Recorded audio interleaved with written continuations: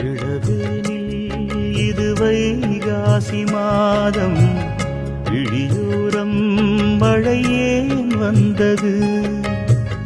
புரியாதோ இளம் பூவே உன் மோகம், நெருப்பாக கண்ணில் நீர் வந்தது. பனிமூட்டம் வந்ததால் மலர் தோட்டம் நீங்கியே திசை மாறி போகுமோ தென்றலே.